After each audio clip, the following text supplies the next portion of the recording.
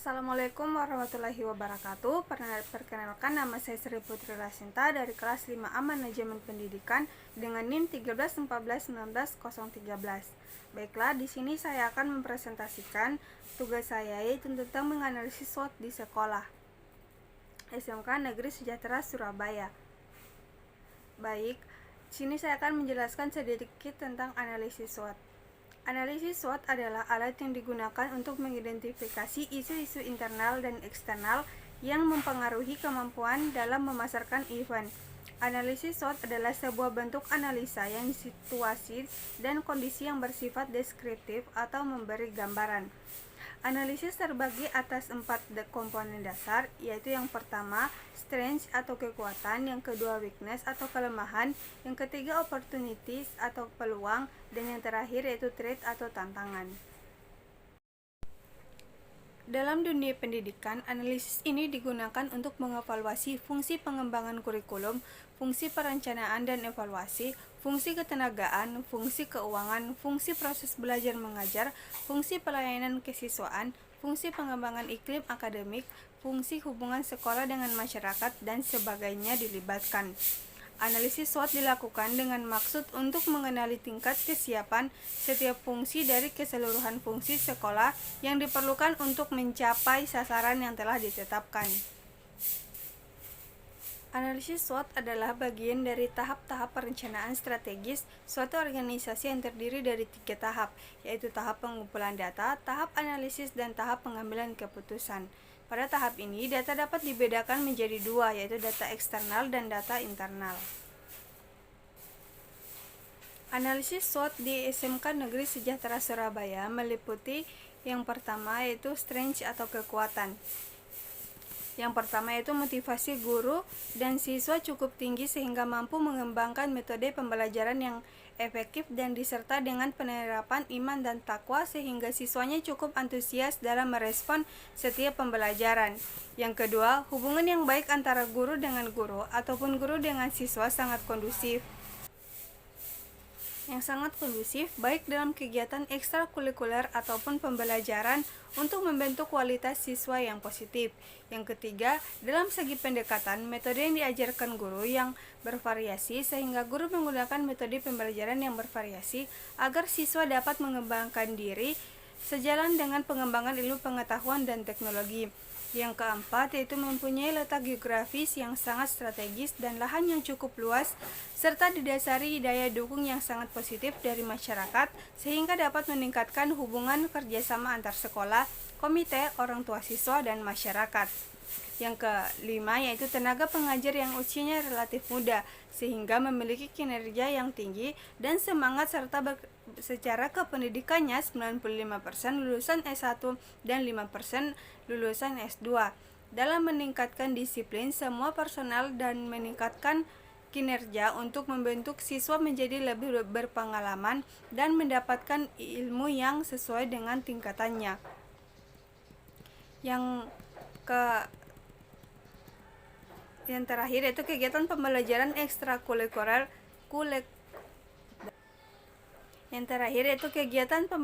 ekstrakurikuler yang sangat efektif dengan tenaga operasional yang memadai, khususnya renang sangat diutamakan untuk meningkatkan prestasi siswa sesuai dengan bakat dan minat kreativitas.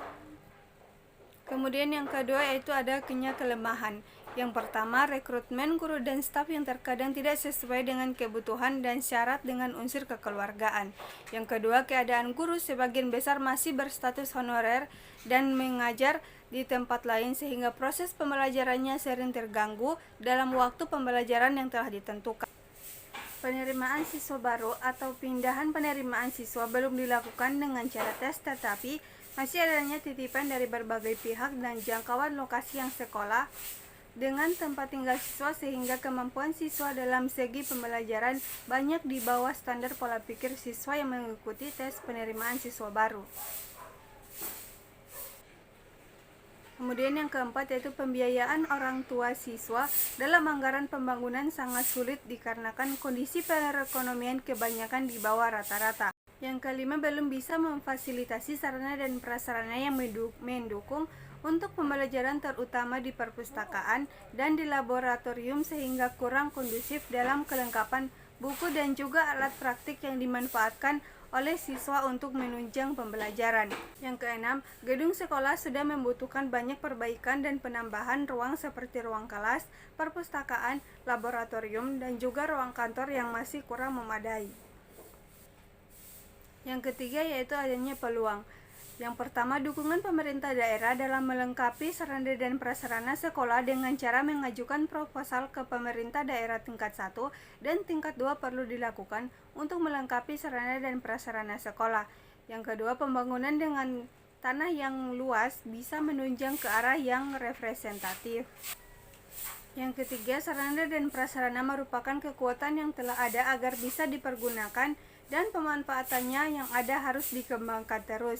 Yang keempat, dukungan masyarakat yang ingin menjadikan siswa menjadi berkualitas di masyarakat dan ingin setelah lulus dari SMK Sejahtera Surabaya bisa melanjutkan ke jenjang yang lebih tinggi. Kemudian yang kelima yaitu mengingat lokasi yang strategis menjadi kekuatan dalam perkembangan sekolah dalam perekrutan lulusan SMP berpeluang cukup besar. Yang keenam daya dukung orang tua tinggi dan terbukti dengan mendaftarkan anaknya di SMK Sejahtera Surabaya. Kemudian yang terakhir yaitu adanya ancaman. Yang pertama yaitu jarak yang begitu dekat antara lembaga pendidikan yang setingkat dengan SMK dengan banyaknya SMK-SMK yang berkualitas. Yang kedua, lingkungan sosial sekolah belum memiliki lapangan olahraga yang begitu memadai sehingga siswa yang mengikuti praktek olahraga harus menyeberang jalan raya provinsi untuk pergi ke lapangan, begitu juga tempat parkir yang tidak cukup luas. Yang kemudian yang ketiga, persaingan masuk SMA dan setingkatnya banyak memperoleh persaingan dengan SMK-SMK yang lebih berkualitas dalam tes masuk SMA negeri. Kemudian yang keempat yaitu kemajuan teknologi komputer dan informatika belum terlalu maksimal karena belum ada guru khusus mengajar TIK di sekolah ini. Jadi kemampuan dalam bersaing dengan SMK lainnya yang sudah mempunyai tenaga pengajar yang khusus akan lebih sulit. Yang terakhir yaitu bangunan yang belum sempurna dengan tidak adanya benteng membuat keamanan sekolah menjadi terganggu.